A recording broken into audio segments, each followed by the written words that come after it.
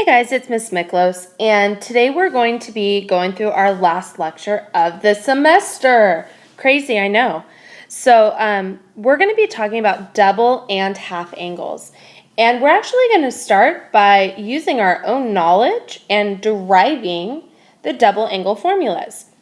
And as you can see here, we have sine of x plus x. Okay, and this kind of looks like sum and difference, which we know, we have that memorized. We know that formula goes sine, cosine,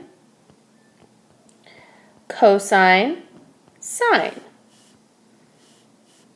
Apparently I didn't misjudged how big I write. And since there's a plus sign here, I know I need to put a plus sign in between. And if we look at these two terms, even though they look slightly different, I think we would all agree that this is 2 sine cosine. Okay, we know that they're actually the same.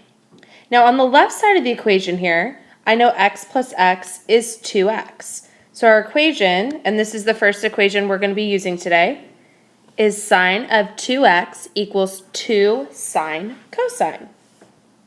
So even though I'm showing you guys how we're deriving this, if you just know how to memorize it, that's fine. Okay, cosine of x plus x. Okay, once again, I'm going to do cosine, cosine, sine, sine. And in between, I know I have to do the opposite, so we're going to put a minus. So this is going to be cosine of 2x is equal to, cosine times cosine is cosine squared, sine times sine is sine squared. So I get cosine of our double angle equals cosine squared minus sine squared.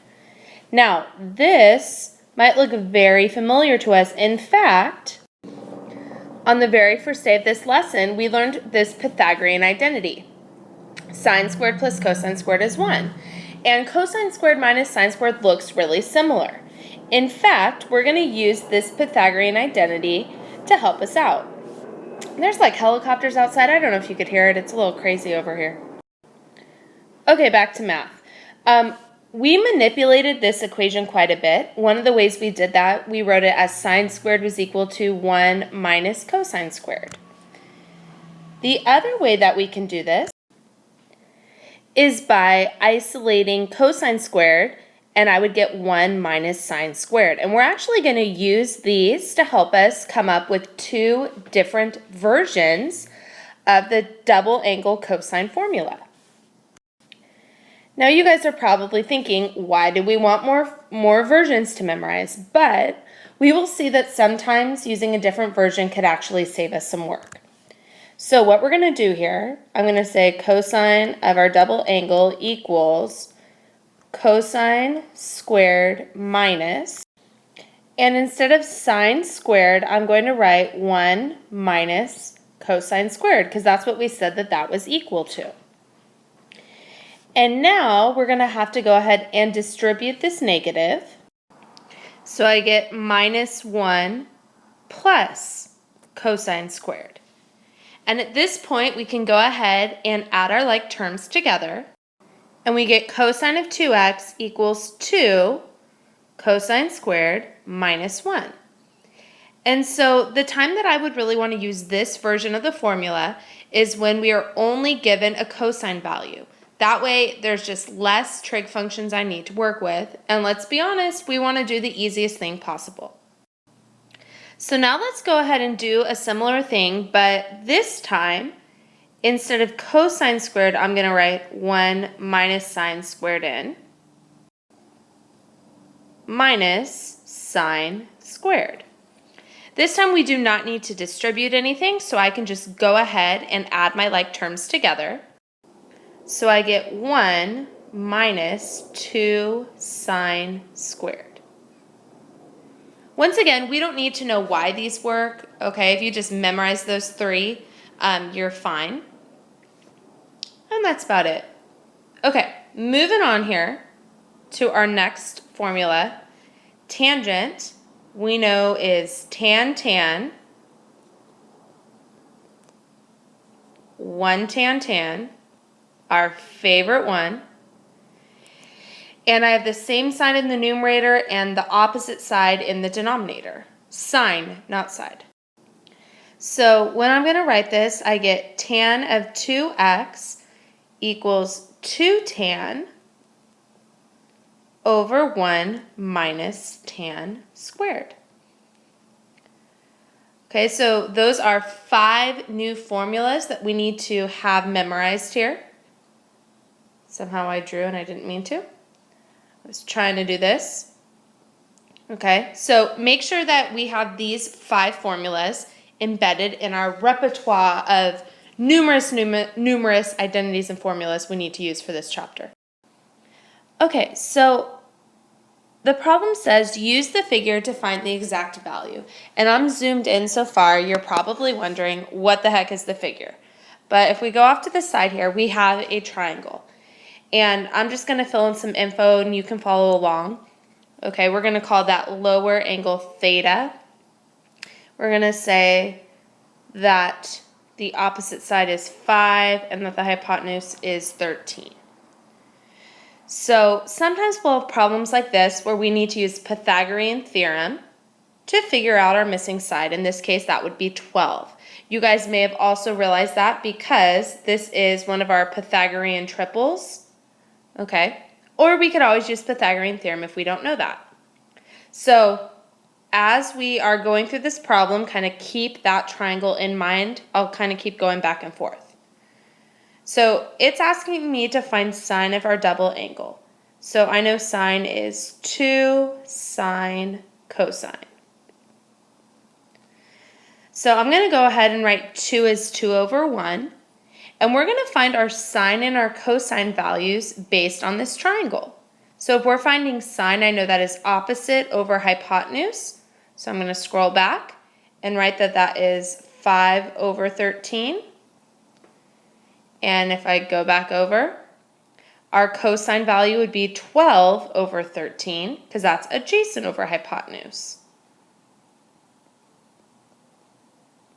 Okay, so in this problem, quite honestly, one of the most difficult things about it is making sure we have that formula memorized.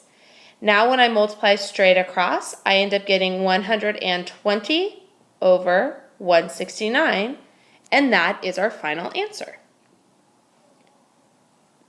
So cosine of the double angle, we can use any of the 3 formulas we want, and we're actually going to get the same answer regardless. I'm just going to use one for time's sake. I'm going to use cosine squared minus sine squared. So once again, I just need to figure out, okay, what is the cosine value? What is the sine value? So once again, cosine is 12 over 13. Sine is 5 over 13.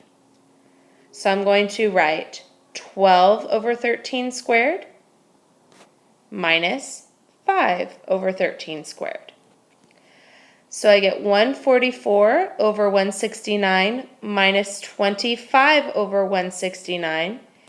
And having a common denominator makes me happy because now I can just subtract and I get 119 over 169. Last but not least, we have tangent. We said tangent is 2 tan over 1 minus tan squared. And we definitely have not found the tangent value yet, so I'm going to scroll back. Got a little lost there. Okay, tangent is opposite over adjacent, so I have 5/12. So I'm going to go ahead and say this is 2 times 5/12 over 1 minus 5/12 squared. So if I'm multiplying 2 times 5 over 12, I get 5 over 6 over 1 minus 25 over 144. So some things that we're going to do here. First, I'm going to go ahead and subtract 1 minus 25 over 144, and I get 119 over 144. And I know that dividing by a fraction is like multiplying by a reciprocal. And when I go ahead and simplify this, I get 120 over 119. And what's kind of amazing here, I'm going to zoom out so we can kind of see all three of our answers. We know that tangent is sine over cosine. Notice 120 over 119. Okay, if we took this sine value divided by the cosine value, this is the tan value we would end up with. Now you guys may be thinking, why the heck do we have a tangent formula then? And the reason is sometimes we only need to find tangents, so that's why it's useful to have and know how to use. Okay, so the other way we're going to see these problems are like number 10, where it tells us find sine of the double angle and cosine of the double angle if, and it gives us a value for cosine, it is -4/5, and it tells us this weird ratio. Okay, and if we look closely, it says theta is between 180 and 270. And if we think about our graph, okay, here's 180 and here's 270. So it's telling you that it needs to be in quadrant 3. So we know that when we draw out our triangle here, it needs to be in quadrant 3. So I'm going to go ahead and draw this out. It tells us cosine is -4/5, so that would be our adjacent side and our hypotenuse. And if I use Pythagorean theorem, I would find that the opposite side is 3. The reason why it's going to be negative is because this side is going down. And at this point, this is identical to what we had in the first problem. Okay, the only thing we did differently was actually getting to that triangle. So let's go ahead and actually do the problem now. So sine of 2 theta, we said, is 2 sine cosine. So I'm going to go ahead and write 2 over 1. And I always like to write the over 1 because it reminds me that I'm only multiplying the numerator by 2. Okay, sine would be -3 over 5. And cosine is -4 over 5.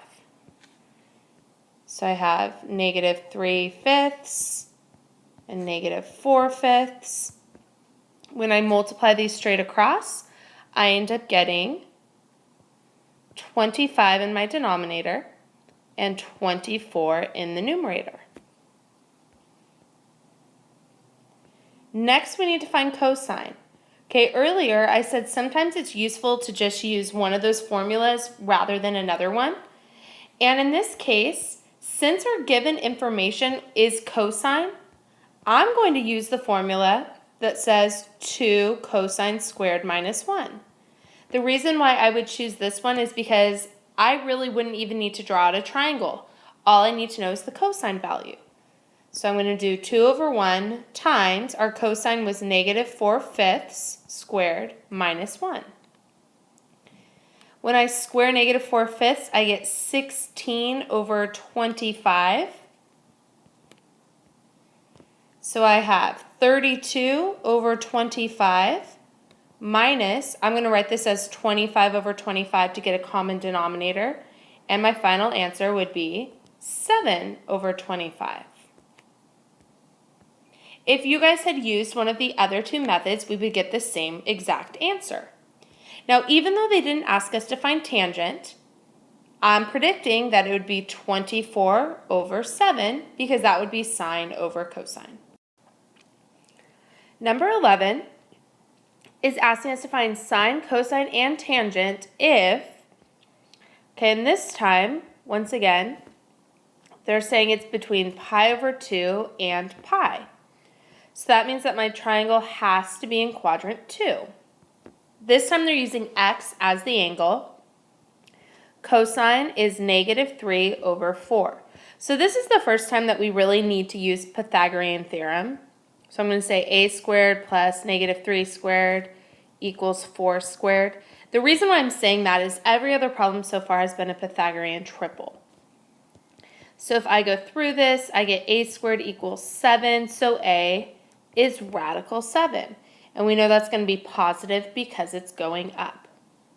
Okay, so that is the only difference once again when they give us that information. So now we're going to go ahead and find all three of these. So I'm going to start by finding sine. So we have 2 sine cosine.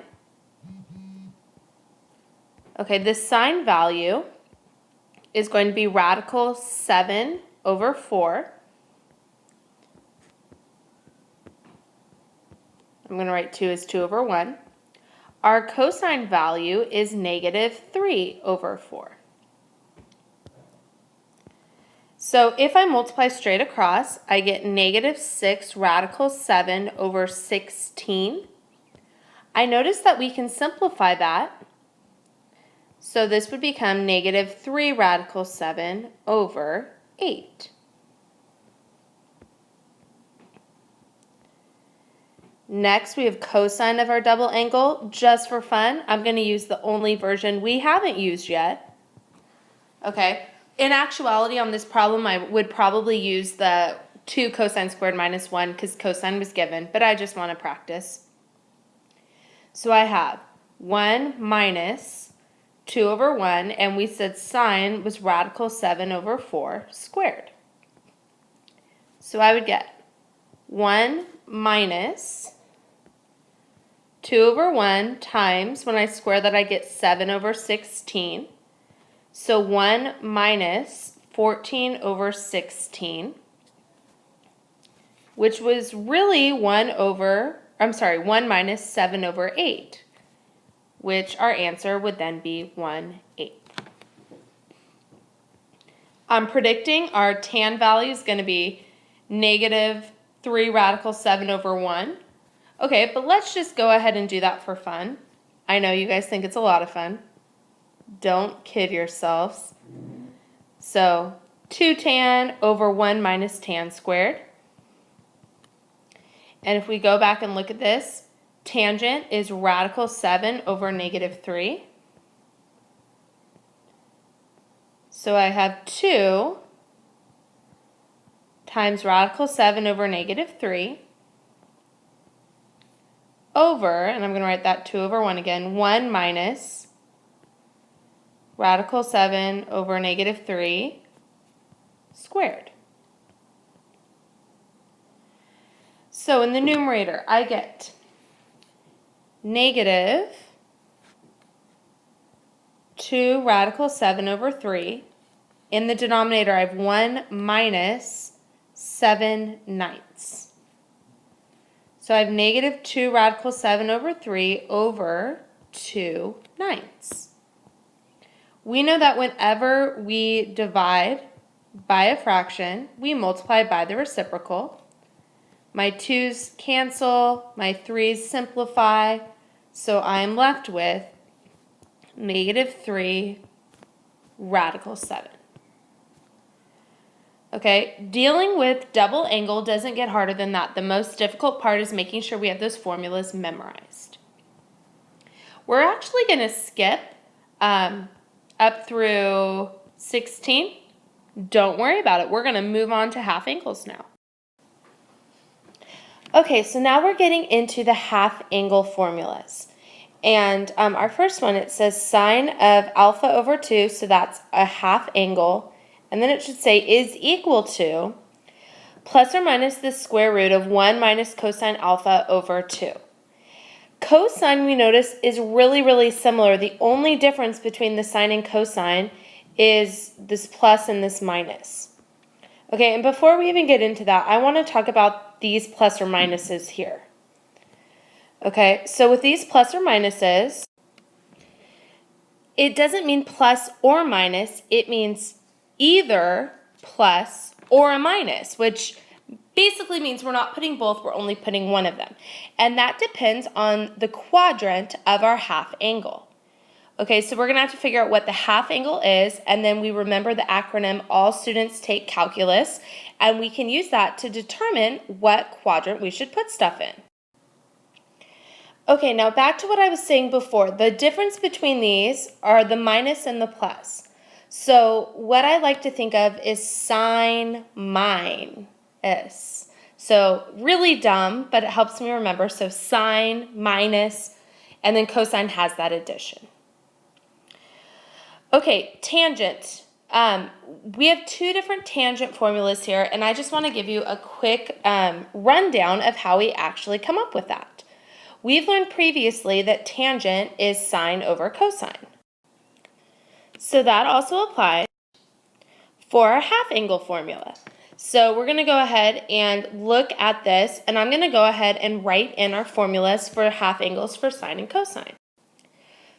So when I divide, it is like multiplying by the reciprocal, and I notice these 2's cancel out, and I'm left with the square root of 1 minus cosine over 1 plus cosine. And obviously this looks like a mess.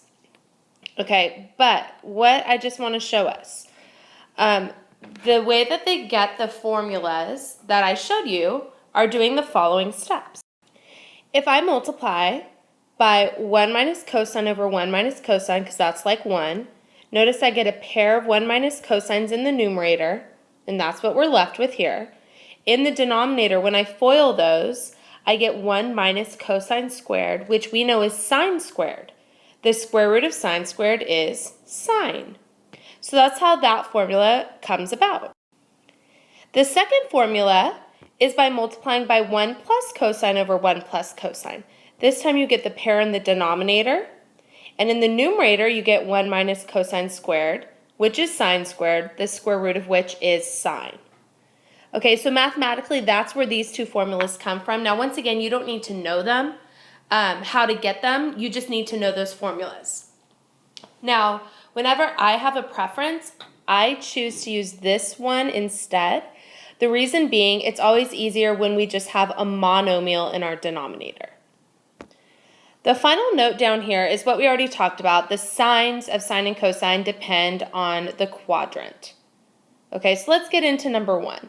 So number 1 says use the half angle formulas to find the exact value of each. So notice this is very similar to those last few double angle formulas where they give us enough information to figure out how we should draw our triangle. So in this case, I'm not even going to look at the problem yet. It tells us that it is between 3 pi over 2 and 2 pi. So I know that has to be in quadrant 4. They're using theta as the reference angle, and they tell us cosine is 5/13. So that would be my adjacent and my hypotenuse. We know that our opposite side then would be negative 12. If I use Pythagorean theorem, I would get 12, and I know it's negative because it's going down. So let's start with finding sine. So I'm going to say sine of theta over 2 equals plus or minus the square root of 1 minus cosine over 2. And the first thing that we're going to do here, I need to figure out if this should be positive or negative. And some of you were thinking previously probably, why are we drawing this out when we can just use cosine? And that's correct. Okay, except for tangent, obviously we need to do more. But the fact that theta is in quadrant 4 tells me that our half angle has to be in quadrant 2. I know in quadrant 2, sine is going to be positive and cosine is going to be negative. So on this problem, okay, I'm going to go ahead and write sine of theta over 2 equals, it's positive, so I don't need to write anything. We just need to figure out now what is cosine, and cosine is actually given to us. It's 5/13. And that's the only trig we need to do. At this point, though, we do have just some like general math stuff to do. Okay, so if we're going about this, I know 1 minus 5/13 would be 8/13, and dividing by 2 is like multiplying by 1/2.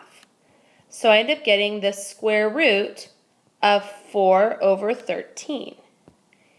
Now we know that this means I need to square root 4 and square root 13. So I would get 2 over radical 13. This is not the best answer we could give, so I need to rationalize it by multiplying by radical 13 over radical 13. So I get 2 radical 13 over 13. Okay, so that would be our value for sine. Now let's go ahead and do cosine. So cosine, our formula is plus or minus the square root of 1 plus cosine over 2. And looking at this, we already determined our cosine value is going to have to be negative because our original triangle, or I'm sorry, not our original triangle, but theta is in quadrant 4. Half of that then would be in quadrant 2. So in this case, I'm going to do 1 plus whatever our angle is over, whatever our ratio is over 2. We saw our ratio earlier was 5 over 13. So this time I'm doing 1 plus 5/13. So I end up getting 18 over 13 divided by 2, which is times 1/2.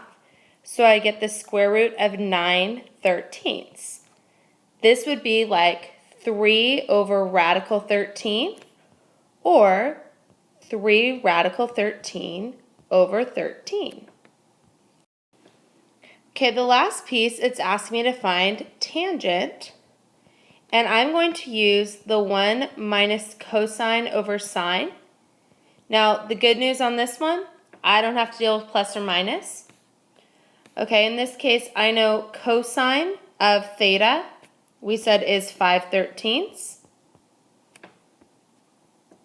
Sine of theta, I'm going to look back at our triangle here. Sine would be negative 12 over 13.